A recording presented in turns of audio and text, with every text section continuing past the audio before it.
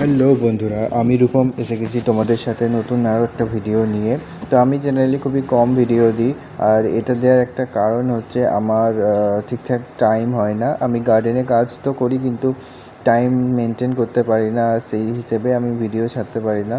তবে কয়েকটা গাছ এসছে, কয়েকটা মানে দুটো গাছ এসছে, তো সেটার জন্যই আমি ড্রাম প্রিপারেশন করছি। ড্রামগুলো রেডি করে নিচ্ছি, আর এই রেডির জন্য এর পিছনে কয়েকটা ছিদ্র করে নিচ্ছি যাতে জল নিকাশি ব্যবস্থা ভালো থাকে।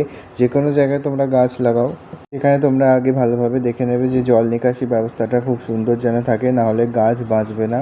হ্যাঁ, অবশ্যই অনেক গাছ আছে যেগুলো জলে থাকে, যেগুলো কাদাতে থাকে, যেমন পদ্ম গাছ। তো এটা কয়েকটা ব্যতিক্রম ছাড়া জেনারেলি সব গাছই একটু জল পছন্দ অতটা করে না। তো আমার এই গাছ দুটো এসছে, তো এই গাছ দুটোর মধ্যে কী কী গাছ আছে সেটা আমি বার করে দেখাচ্ছি।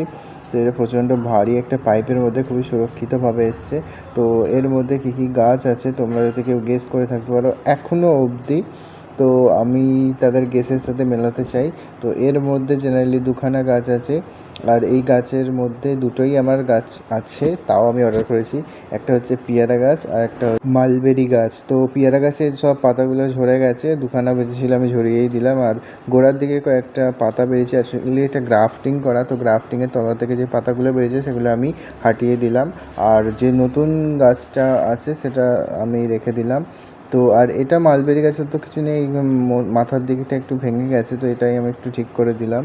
এবার এই গাছগুলো আমি একটা একটা করে বসিয়ে দেবো। তো তার আগে মাটিটা একটু প্রিপারেশন করে নিতে হবে। তো দেখো কত পাতা পড়ে গেছে পেয়ারা গাছে, জাস্ট এই দুটো গাছ এসছে, আর এটা খুবই ভালোভাবে এসছে, গাছগুলো সতেজ আছে। শুধু মাটির প্রিপারেশনটা আমি করব, আগে নরম মাটি একটু নিয়ে নেবো। অ্যাকচুয়ালি এটা নরম নয়, বৃষ্টির জলে এটা এঁটেল হয়ে গেছে, এঁটেল মাটি। তো নেক্সট পার্টে আমি দেখাবো কীভাবে আমি গাছটা লাগাচ্ছি। টাটা।